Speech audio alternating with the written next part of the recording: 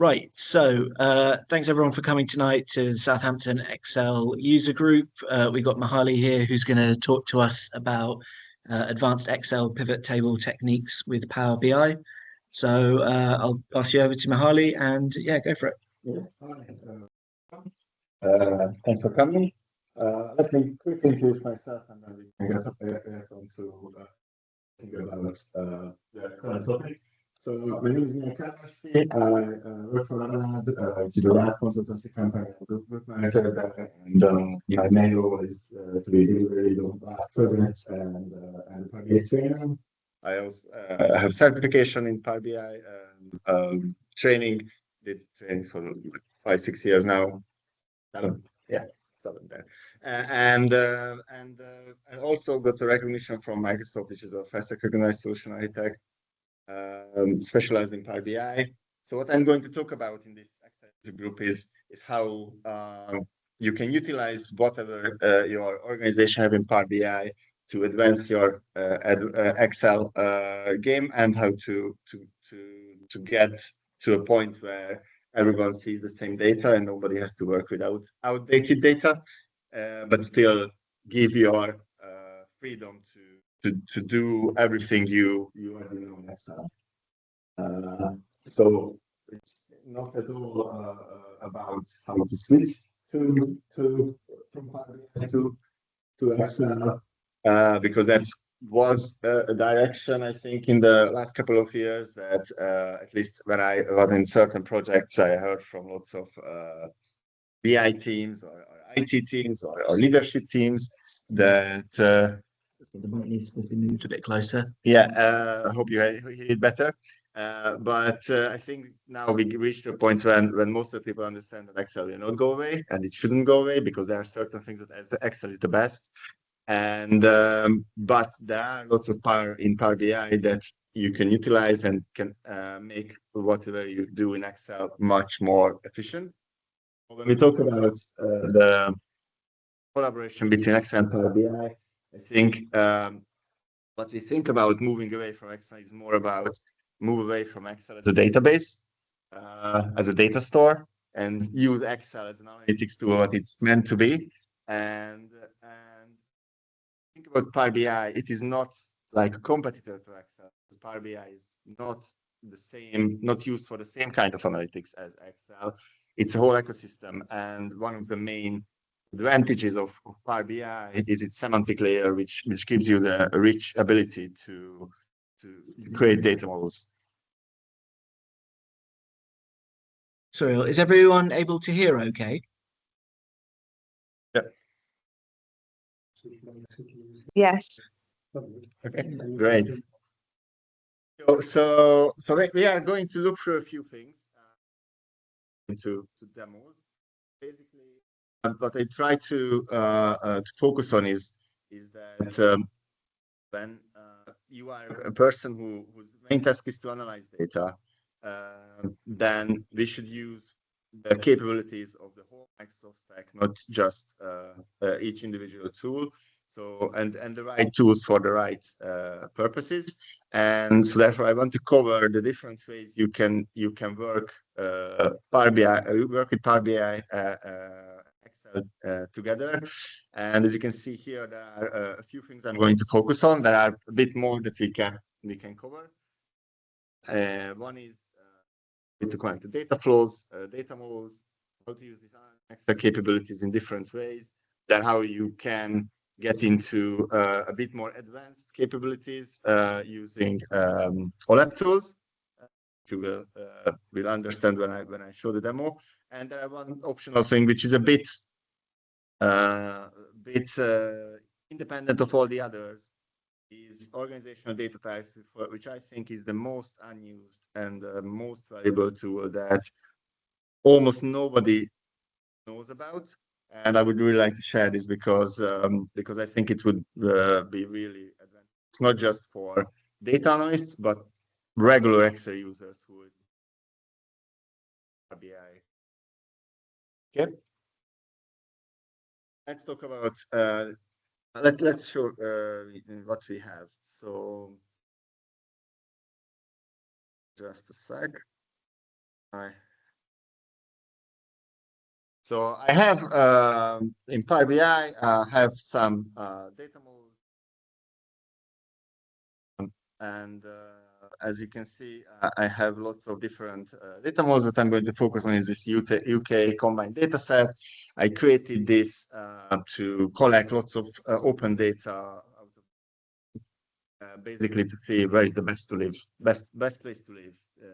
Contains housing market data, education data, crime data, NHS data, company foundation data, lots of different things. We're not going to into really knowing it, but what you see here, if we go into this other view in Power BI, that it is collecting data from different places. We have data flows, we have data sets, and Power BI reports.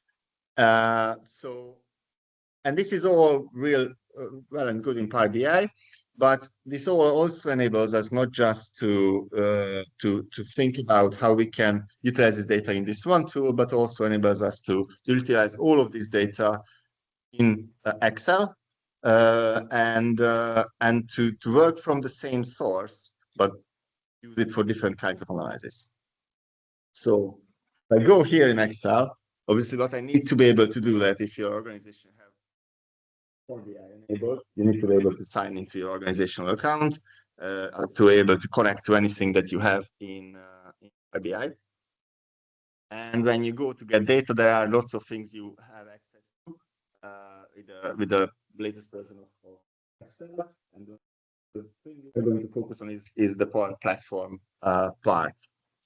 So if I get to data flows, I don't know how many of you are familiar with what data flows are. If you're familiar with Power Query, basically data flow is Power Query online. That's what the original name. It's basically whatever you can do in Power BI or Excel to prepare your data. That's kind of a separated way to store just that part of your analysis process into a data flow, which can be then reused reused by multiple people for multiple kind of analysis reasons. So if I logged in, I can go and find the data sources that I'm looking for. As you can see here, if I look up the data, it's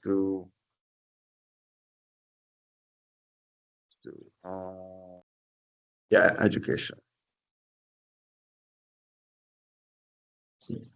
Yeah,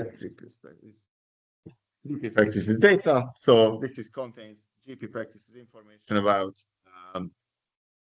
any GP practices are in different places, how many patients they are actually serving. And then we can see that we have different data, and we want to be able to then analyze it by some kind of geographical information. We see we have some LSOA code. We also see that we have another table which contains a bit more information about this. So we can just simply connect to these two tables that are available for us, and we can start to load into our into Excel. So there's multiple ways to load it.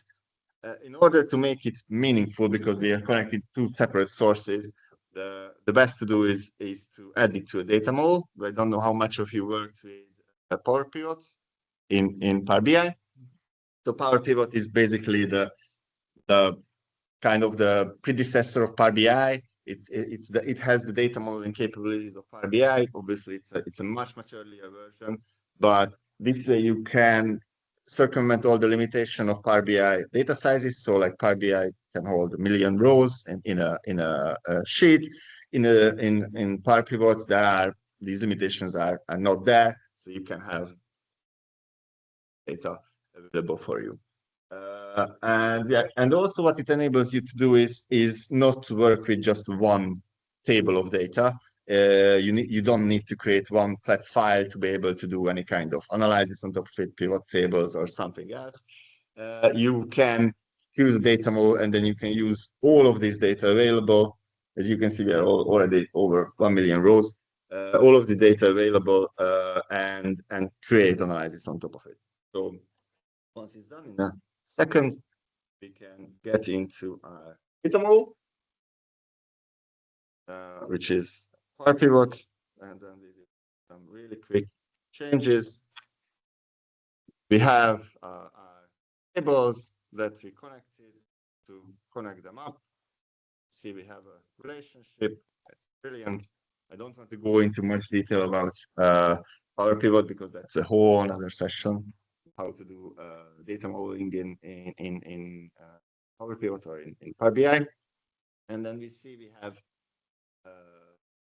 data available to us. These are the two tables, so we can create some simple calculations. I want to know the number of practices. So it is a language code that we can use here, which we say I want to do a distinct count, which is something you cannot do, but really hard to do in normal Excel. And then we just use the practice code. So we have the number of practices available to us. Let's just make it nicely formatted. Okay. Yep. Too quick. Has to do lots of things. And then we can do a number of patients, which is going to be just the sum of number of patients. And then we do one last thing. Again, let's just format it nicely. So we see that we have 6,500 practices, 61 million patients, so we can come up with the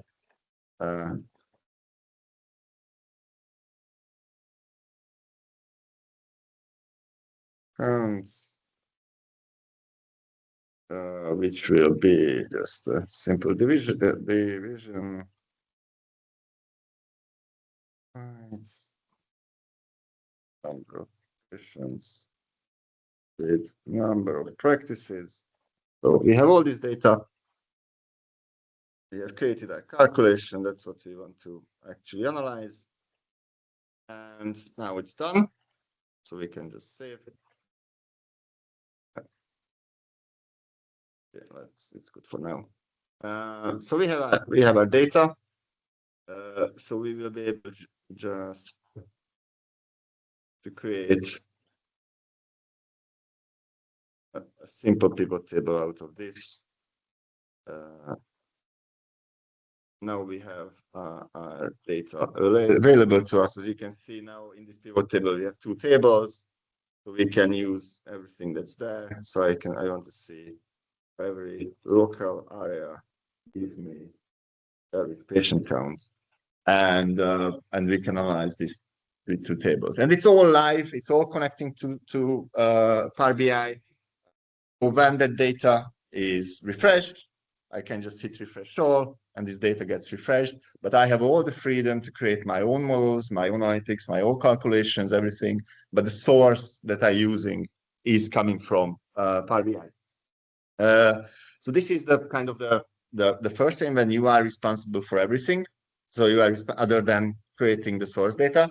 But this is also a nice way if you have Power BI available to you to have common data model or common data sets or data sources all prepared for you and make sure that everybody uses the same thing. So this one version of the truth that we are talking about is really important. I was in a few meetings as an analyst, management meetings when every management member had its own analytics team and then created their nice dashboards, and then they showed it in the management meeting, and the numbers didn't match. You know how many customers they have, nobody know. Or every function lead told a different number, and then if you are working from, are you working from the email that you were received last Saturday and not the Sunday one because that contained the wrong number? No, this is the source. This is the correct data. This is maintained. If you refresh, you will get the right number, no question. So that's kind of one way of working with this. So as you can see, you have the data flows. Let's do something else. Let's go one step further. You're not working from data flows, but you already start to work from Power BI data sets. So like when all the data modeling is done, and I will find you this Excel optimized version, and I will tell you what is Excel optimized in it, because there is work you can do as a Power BI developer that makes it better for Excel users. What you can do, if you have not used this before, you can connect to the whole data model, as you can see here. This is the whole data model, and you just want to create a table for yourself. You don't want to go through and be able to analyze everything in that model with the pivot table and then whatever you want. You just want something for now, for something list to output. It is again relatively simple. I want to know what kind of crimes are happening in which year, and I want to know the number of crimes in those years. And let's say I would like to know the local area name or where it's happening. Let's just filter.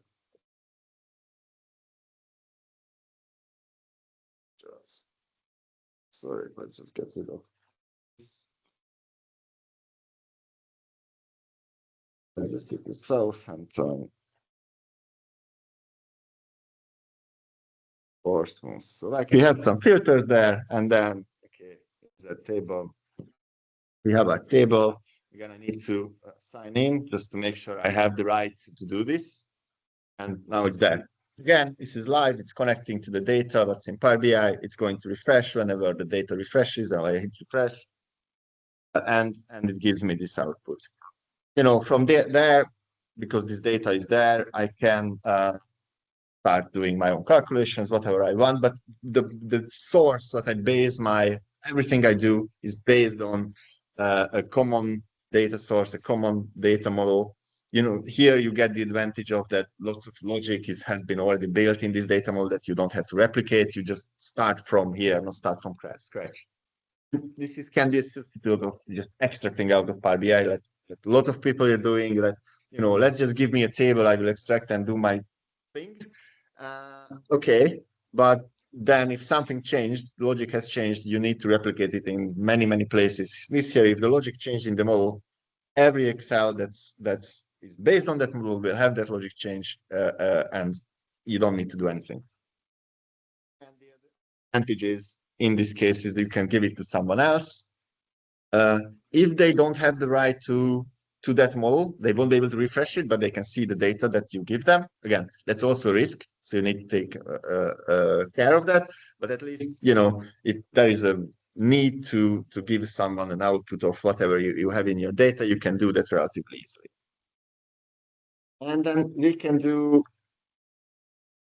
again, we can go another way. We can do this doing the pivot table, which enables you to have access to the whole model and do any kind of analysis across the model that was built for you. So you can, lots of different things. Let's do something about it for now. Let's average price and property called in the different years. As you can see, this is like 10 million rows of data. So like you see the speed of 10 million rows of data. And then let's just add some estate type. What kind of houses are there? What kind of properties are there? So you can just see the different options. And let's just give some filters in what we had before. We can see that it's live data. We can connect to Power BI, and that it will be refreshed. Any questions so far? Architecture questions. Shall I leave them to the end or not? You can talk now. In terms of architecture, Power BI in really a data storage is the front end shell. It is which sits on Azure. So Azure in a backend, links to the front-end Power BI shell with the logic container. Connect to it with No. Okay, so like the question was, is Power BI data storage or it's just a front end to? So yes, everything sits in Azure. So everything that's in the cloud in Microsoft is in Azure. So yes, but you don't need Azure subscription or anything to use Power BI. Whatever you see here is 100% Power BI. It is, we have data flows connecting to some data sources, which can sit anywhere. In mine, it sits in a data lake in Azure somewhere. That's where I load in the data, but it can be anywhere. And then there is a data model built on top of it, which stores the data. It's import mode, so it stores the data. So the 10 million rows of data is in Power BI, in the Power BI file. And then there's a report on top of it. And then you connect to Power BI directly. So it doesn't go out. So Excel doesn't go outside of Power BI. It connects to the model that you have access to, and then queries that model and returns the results. Or do you need to publish your Power BI? Because you could do the. It needs to be in the cloud. Yeah, it needs to be in the cloud. Yeah, because it manages that authenticates you, that you have right to do that. In terms of architecture, just to tie this off, Power BI technically is a tenancy compartment which sits in Azure, and you can connect to Power BI compartment, which has all the models and all logic within it. And this is an isolated tenant of the whole Azure infrastructure. So you need tenants. What you see is it's my tenant. It's one day. Yeah, that's the name, which I came a long time ago.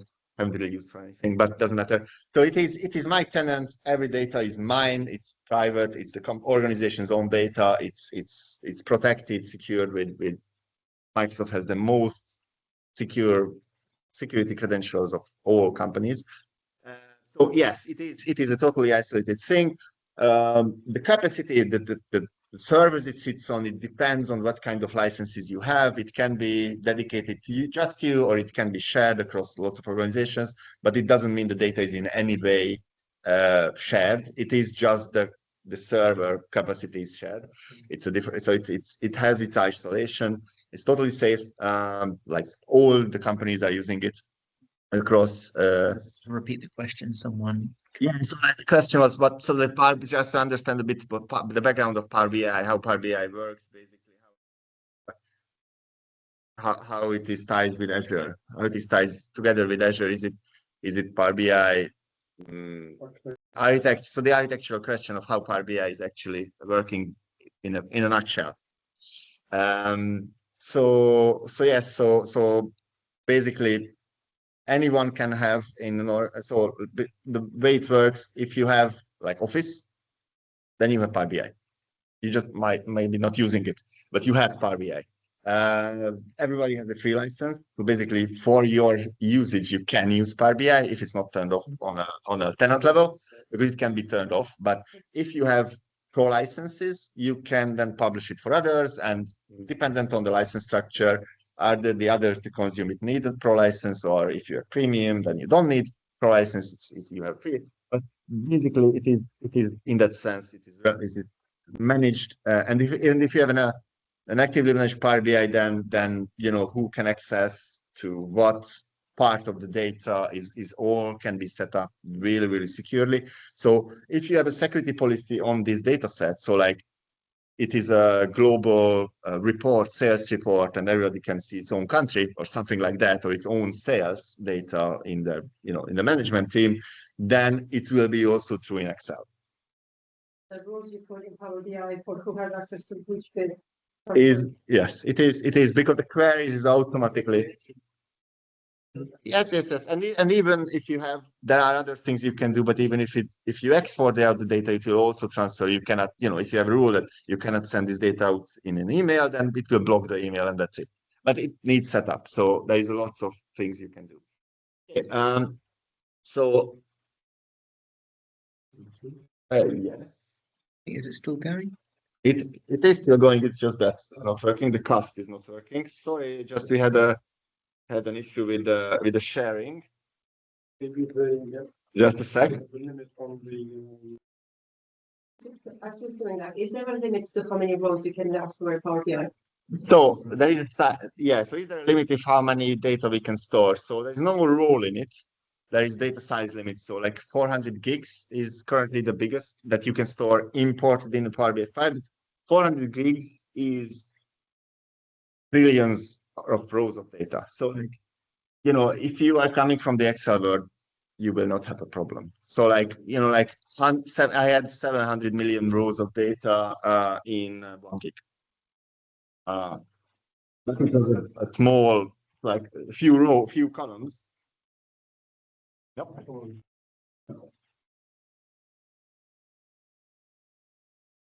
Come on.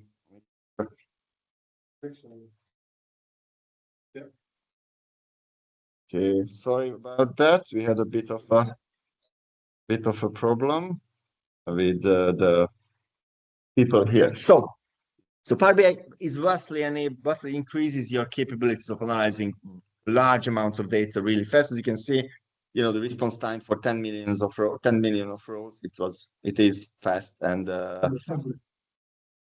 your computer is basically a tablet.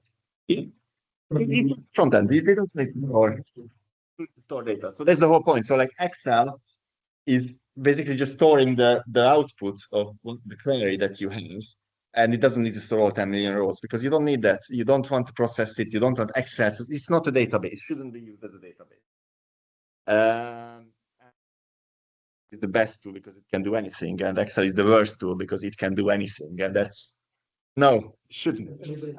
And I mean, it was a brilliant thing for Mac to just give these things almost for free. But yeah. And same with Power BI. This is why it's everywhere now. Okay, but let's go a bit further because there is things we can do, and I want to show you what I mean by you can do some things in Power BI that will enable you to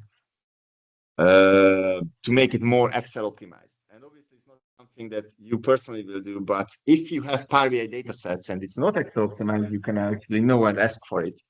Or from whoever is managing your Power BI estate to say, okay, you could actually do something for me because I need it. So one of the great capabilities of Power BI is, let me just check where we have it here. One of the great capabilities of Power BI is that whenever if you are creating pivot table from a table that is in your report, then you can double click on any of the lines, and then you can get the details. That's the built-in extra capability. You can just double click and get the details. The problem is with Power BI, usually, if someone is just focusing on Power BI, it destroys this capability of Excel, which is really useful, especially for financial people to see, okay, this is the account sum, but I want to know each line. Why does it that number? And I cannot do that. As you can see, we have an error because the calculation is that table doesn't store data. Therefore, Power BI cannot see anything, even though the data is in the model, but it looks for the table. But there are things that you can do, and this is called this detailed rows expression, which is basically restore capability, but not just restore it, but enhances it, which you cannot do in a pivot table, because if you do that, it basically enables you. To which one is it? The wrong one? Let's see, I did something.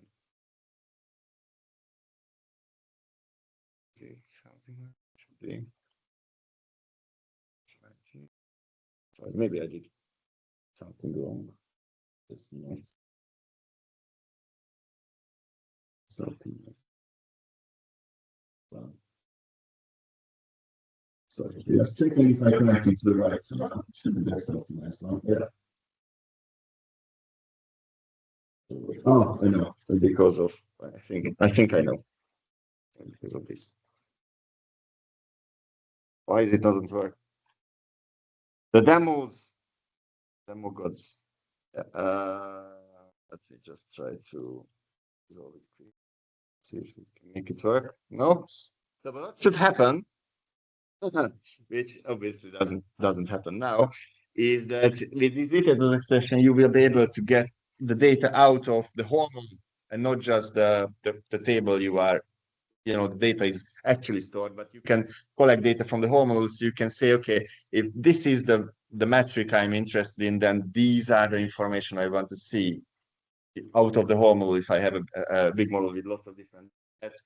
And this one, this way you can basically enable more holistic or more personalized insights for each of the measures that you are looking for, to say, okay, for this measure, this is the insights I want to see. For that measure, that is the insights I want to see. So like if I look at gross profit, then I want to define what kind of information I want to see next to gross profit. Or if I look at, I don't know, cost, then what are the information I want to see next to cost? Or account receivable, or something like that. So you can have different things displayed there. Would that almost allow you to see all the calculated measures in Power BI that are linked to that? You can see anything you want. You can see anything you want. So like it's because you write the calculation. So you write the calculation. These are the things I want to see. I think there is there's some kind of issue with my version, which I haven't checked, unfortunately.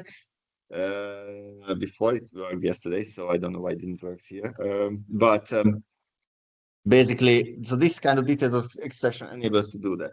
The other thing that is also can be useful, that you can separate what the Excel users see and what the Power BI users see. So sometimes certain things in the Excel user is just not meaningful at all. So you can hide that. There is an option to just get rid of the junk, basically, that is not useful for Excel, because that's only for Power BI analytics.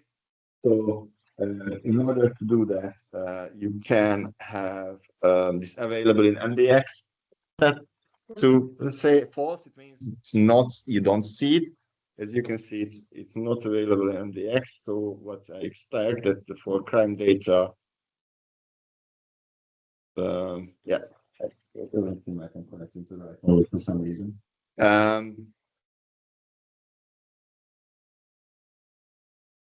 It should be this one. Okay. Yeah, no, I'm not connecting the right data. So let me just connect. Let me connect the right data, and then you will see. I think that is the problem. Let's see. Very quickly.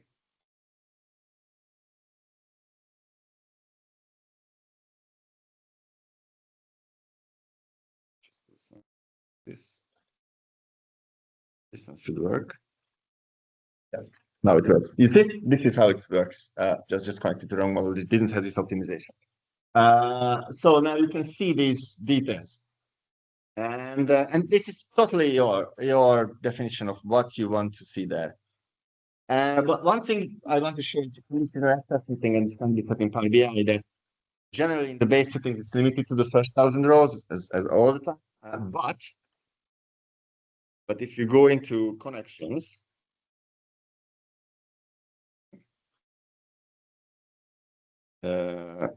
you can, not this one, sorry, Excel optimize this one, properties.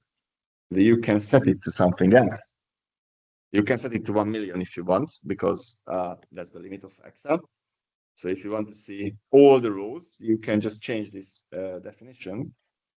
And then if you go back to where we were, 35,000, so we should see 35,000. How do I change it? Looking to the wrong one. Seems again. This one. It's the first 1 million rows. You see? So you can change it in Excel so you don't have this limitation, and then you can see the rows that you want. Okay, and then the last thing I want to show here is that you can go even further with this, because this one is still, like a PivotTable is quite limited, because you have a fixed structure, and if you don't want to see that fixed structure, what you can do, and this is when you can go a bit further with these other tools. First, do you know sets? Have you worked with sets before? No? So sets can give you a row item, can say, okay, I want to see something, but I don't want to see something else. I'm not interested in this row, or in this row, in the, I don't want the all. And then I can just say, and then it will create a stat, and it will just display whatever I want. Basically, to say, okay, I'm only interested in these parts of the data. The other parts is for my current analysis is not interesting. This is how you can use sets for. Okay,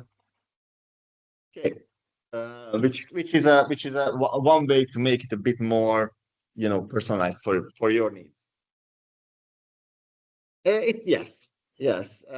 But let's bring it back. What we have, where is it? It's really quickly this one. Let's property type and nested type. Okay, but there is an even better way to do this.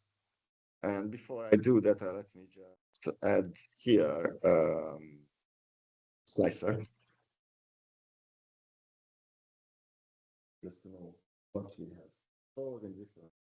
You can see it is working. This slicer is that you can use OLAP tools and convert each of these to formulas. So what happens now that each of the files individually connects to Power BI. So you can whatever you want. You can say I don't want this here, because this is the place for it. And it will still be dynamic. I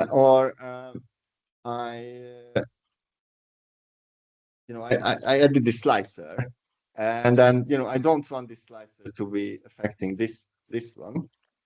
So this one is getting everything. And now you can create your own dynamic dashboard with multiple visuals.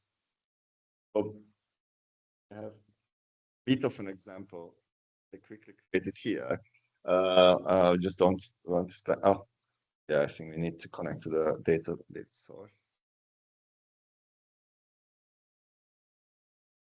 Is it not available? It's just, I think it remained open for long. And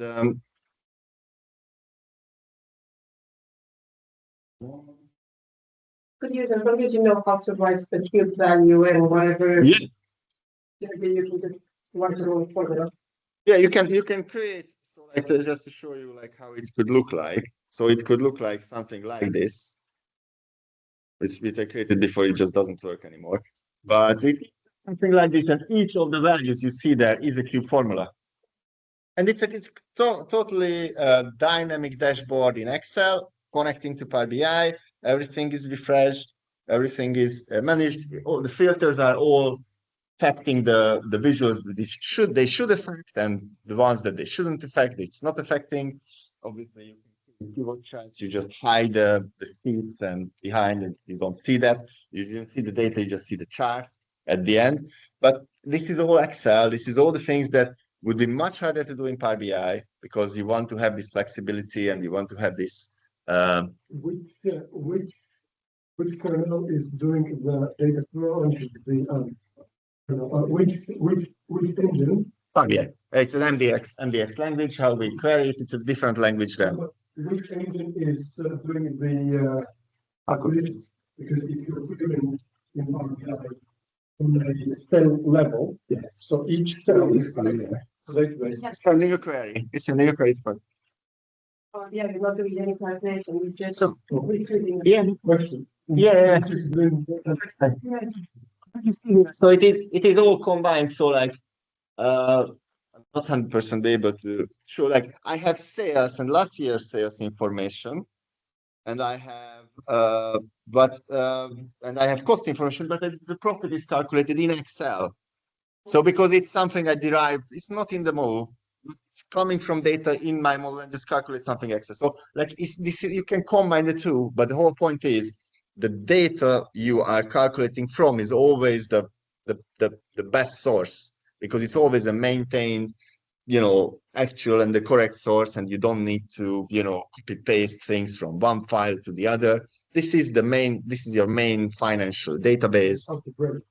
And you have to break. Yeah, but with Excel, you can expand it. That's missing that. If you can calculate something from it, or you can add some data outside, you can just easily put it together without, waiting 2 weeks or 2 months until, someone adds it to your master database.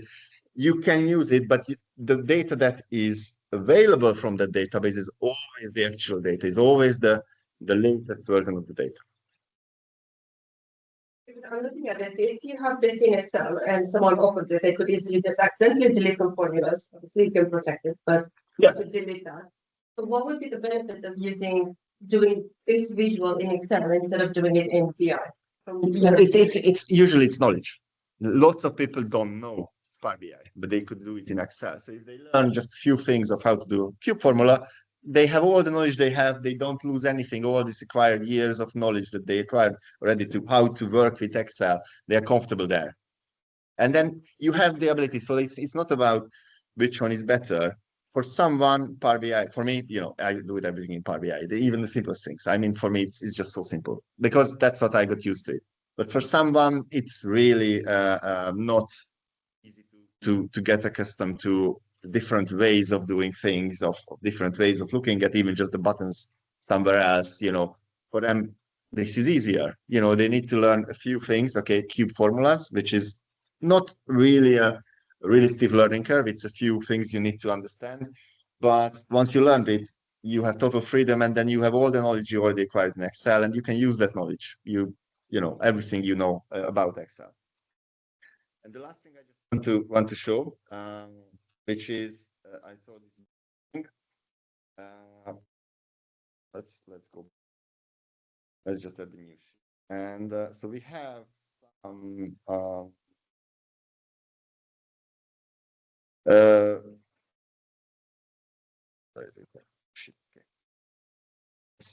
okay. So we talked about how we can add something to Excel users that doesn't even know that Power BI exists and doesn't want to connect to Power BI. They don't have the need, but they can still use this, and it's called this kind of organizational data types, or that's the name in Excel, organizational data types. And this is where you can enable data in Power BI to be available in Excel. So you can see here, like GP practices, schools, or company data. You can, if like you have an Excel file with, all your customers, and you want to know more about them, you just add this company data. You just make this data set. Say, okay, please recognize these data types as company data, and then give me all the other details. For that, I will show it on stocks because that's easier to memorize what kind of stocks are existing. So like the MSFT, the CRM. Can anyone tell any stock? KO, and these kind of things. And you can just say, okay, this stocks is already built in. So this is something that Microsoft provides. This is just good to showcase what you can do. And think about it. This is your data in your Power BI, always actual. And say, okay, the company. So I just had these three things, but okay, I want to know about how many employees it has, and I want to know about I want to know about its current market cap, and I want to know about I was clicking the wrong way. I don't know the volume of sales that happened yesterday, and this is all coming from that data. So I just drag it down, and I have all this information, and this enables this kind of wider reach to people who are not even Excel analysts, who are not analyzing data in Excel. They just salespeople, and they just have, okay, I just want to know who the contact person is. I just want to know what was our sales last year. And I don't want to ask anyone. I don't want to look up emails, anything. I just click, and I have all this information available for me. And it's all coming from a trusted source. It's all coming from the database that everybody uses. So if I ask an analyst, they will give me the same number. If I, look at the Power BI report, it will show the same number. It's no question that I can trust this. So therefore, I as a salesperson can just pick up the phone and call, and know how many contacts we had last year. And we can design these tables, design these data sources in order for those users who are not even analysts to have a benefit from this integration with Power BI and Excel.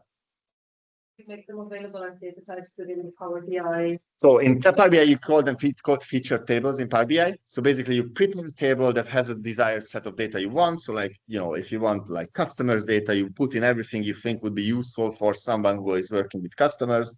And then basically what it does when you have value, have data that is matching a name of customer, then you can just turn it into a data type and use that whole table, the data that's in that table. So it's Power BI. It's the same Power BI. It's 2 clicks. It's 2 clicks. It's 2 clicks in Power BI to set up a table to be a feature table. And then if you log in, you have it available as organizational data type. Are you able to show that? In Power BI, yeah. I mean, it doesn't really matter where you set it up. So I'm just launching some brand. Hopefully it will connect. Let me see what I just want to file a quick file. I can show you. Doesn't matter what it is. Yeah, this data model will be good enough. And that's what I want to close my topics for today. I think this advance is not going to, because it's connecting live to something that's not available for me currently. Let's wait for it. Oh, it is. Okay, so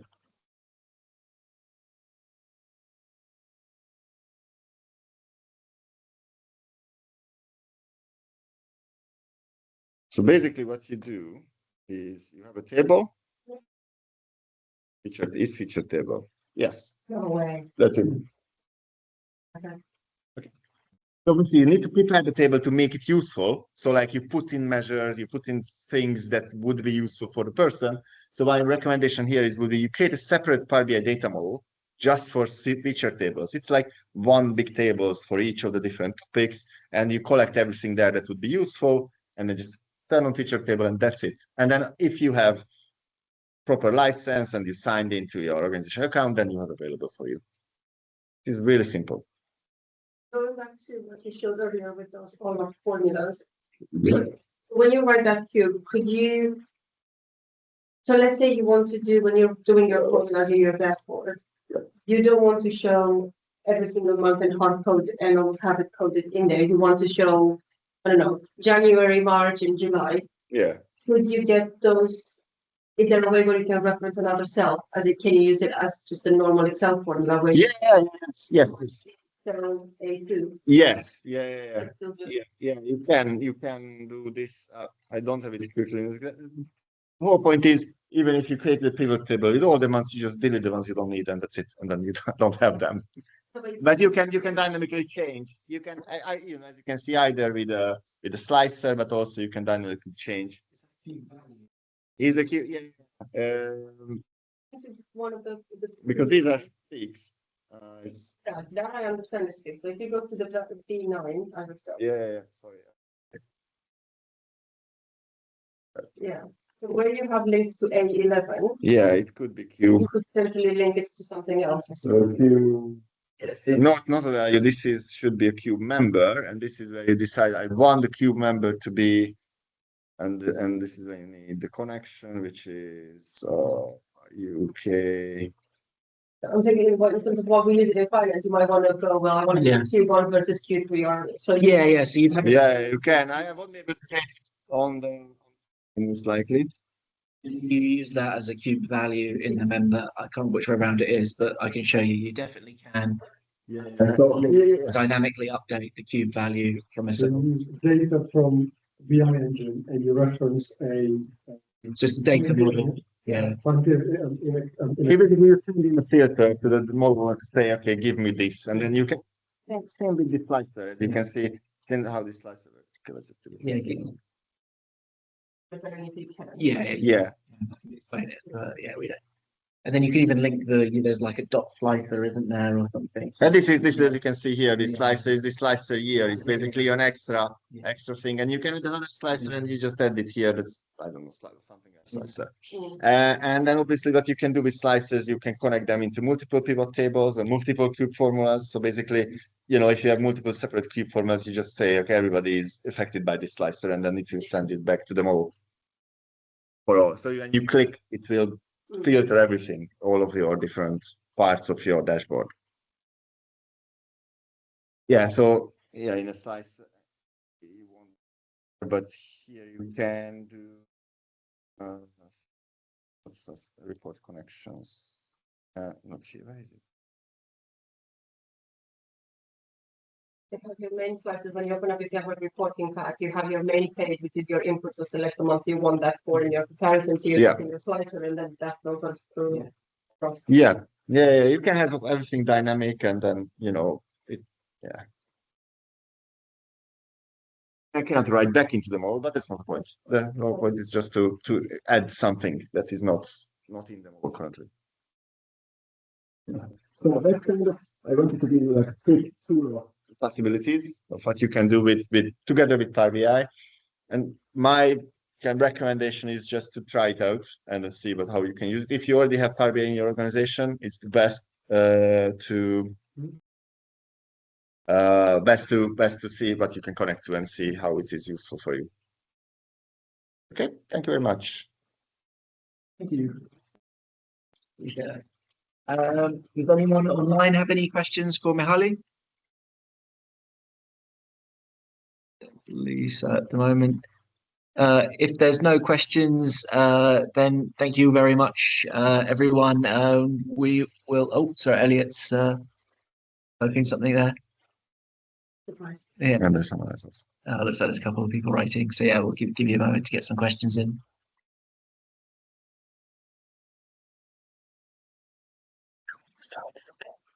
Yeah, hopefully. Recording. Yeah, audio was quite choppy online, but Sorry. Yeah, no, hopefully in the it recording hap- it will be okay. Yeah. it happens. But it was there was some really useful stuff there. I hadn't clocked before, Mihaly, quite how easy it is once you've got something set up in Power BI to then link it through to Excel. So that was really useful to see. I've not seen that before, so thank you for sharing that. Yeah, and then this basically the whole point is don't export, just use it, connect it live, because obviously there is sometimes easy to export because if you don't want to keep up with the updates, but it's this way, there is so much unnecessary work is you can save. Yeah, saying. Yeah, thank you very much. Thanks, Martha. All right. Well, it doesn't look like there's any other questions there. Sorry if the sound wasn't great tonight, but thanks for persevering. And the next meeting will be on the last Wednesday of next month. So I'll be putting up information on the meetup about that tomorrow. So thank you, everyone. Bye, everyone. Bye. Okay. So let's stop it.